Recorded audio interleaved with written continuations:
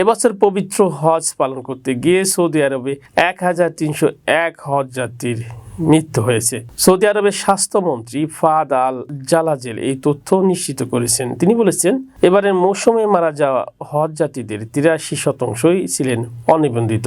তারা পর্যাপ্ত আশ্রয় বা আরাম ছাড়াই সরাসরি কড়া রোদের মধ্যে দীর্ঘ পথ হেঁটেছিলেন। তিনি আরও জানান, মারা যাওয়া হজ যাত্রীদের মধ্যে বেশ কয়েকজন ছিলেন বয়স্ক। তাদের অনেকে দীর্ঘদিন ধরে অসুস্থ ছিলেন। সমবেদনা জানিয়ে ফাহাদ আল জালাজেল আরও বলেন, আল্লাহ নিশ্চয়ই তাদের ক্ষমা করবেন।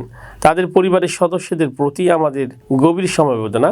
সৌদি আরবের স্বাস্থ্যমন্ত্রী আরও বলেছেন, অনিবন্ধিত হওয়ায় হজযাত্রীদের তথ্যের ঘাটতি থাকার পরও এ সংক্রান্ত সব প্রতিবেদন সমন্বয় করা হয়েছে। মারা যাওয়া সবাইকে শনাক্ত করে তাদের পরিবারকে সেই তথ্য জানানো হয়েছে।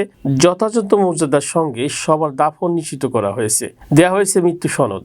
ফাহাদ আল জালাজেল বলেন, কোনো ধরনের মহামারী কিংবা বিস্তৃত পরিসরে রোগবালাই ছড়িয়ে পড়া ছাড়াই এবার পবিত্র হজ মৌসুম সফলভাবে সম্পন্ন হয়েছে।